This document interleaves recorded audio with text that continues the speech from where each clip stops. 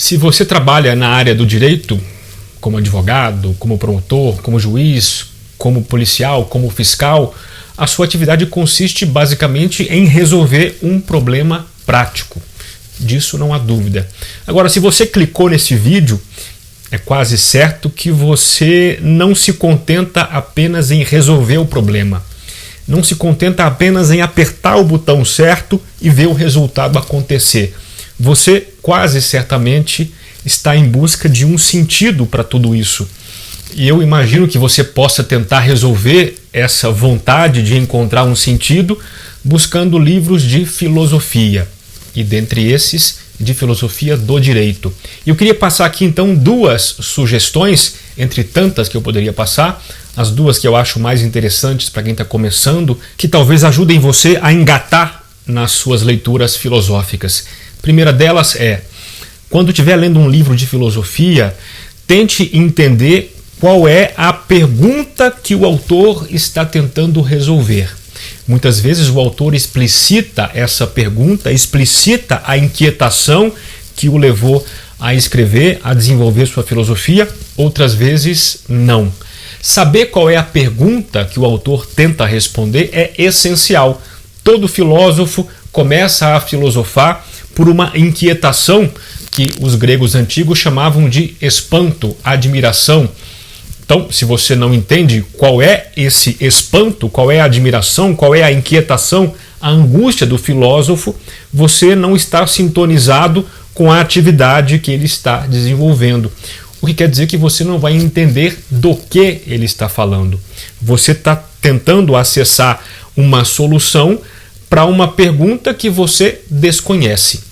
Para entender um pouquinho melhor essa dinâmica entre pergunta e atividade filosófica, sugiro que você busque um livrinho singelo, mas ao mesmo tempo muito profundo, do professor Mário Porta, A Filosofia a partir de seus problemas. Na primeira parte desse livro, ele traz toda a sua concepção da filosofia como uma tentativa de resolver problemas e de como que o leitor deve então encarar essa perspectiva para se aprofundar com proveito nos textos filosóficos. Grande livro. E a segunda dica que eu tenho a dar é a seguinte, no começo, não tente ler muito, não tente se aprofundar em assuntos se você não está compreendendo primeiro a superfície.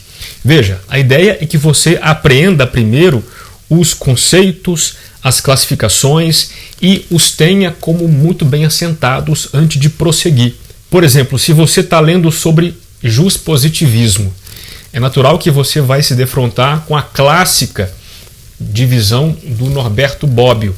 Ele diz que o positivismo são muitos positivismos.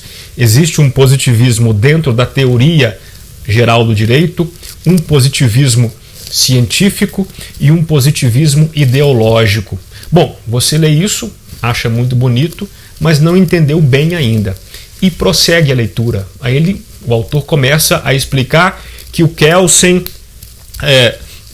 tentou desenvolver um tipo de positivismo, que o Hart tentou desenvolver um outro tipo de positivismo, mas você sequer entendeu a classificação do Bobbio. Então a sugestão é que nesse exemplo você tente entender por que o Bobbio dividiu o positivismo em 3 vertentes. O que cada uma está tentando resolver. Não passe adiante se você não entendeu essa parte inicial. Por quê? Porque o conhecimento pode ser visto como uma construção. E, por exemplo, essa classificação, naquele livro que você está lendo, é como o primeiro tijolo, ou como uma das primeiras pedras que se coloca na construção. Aí você não assentou essa pedra ainda com segurança e já quer colocar uma pedra por cima. É claro que essa casa vai cair. Tem que fundamentar muito bem as primeiras pedras dessa construção para que sobre elas você consiga ter mais segurança. É por isso que é importante você, no começo, ter claro com você qual é o conceito ou quais são os conceitos dos institutos que você está estudando. Então, ainda nesse exemplo, se você sequer consegue verbalizar em uma ou duas frases o que é o positivismo, uma noção geral de positivismo, por que você vai começar a se preocupar que tipo de positivismo desenvolveu Hans Kelsen? Primeiro, assente aquilo que é mais básico, aquilo que é mais simples. Veja, se nem o que é mais simples você domina ainda, se nem o que é mais simples você consegue verbalizar com suas próprias palavras, como é que você vai passar para o que é mais complexo? Isso não faz sentido. Você está se auto-enganando e acumulando informações sem saber onde elas se encaixam. Quando você fixa bem as primeiras pedras, você está investindo na estrutura dessa fundação. Então, se você tem uma casa bem construída, o que quer que você leia depois disso, você vai saber onde colocar. Você tem os móveis adequados, tem os cômodos adequados para colocar as informações nos lugares corretos. E melhor, você vai saber buscá-las quando precisar. É por isso que aqueles que se preocupam em fundar bem a casa, com muita segurança, acabam tendo uma memória melhor. Justamente porque eles sabem onde a informação está e sabem quais são as relações daquela informação com todo o universo, com todo o castelo, com toda a construção que metaforicamente é o conhecimento que você está assimilando.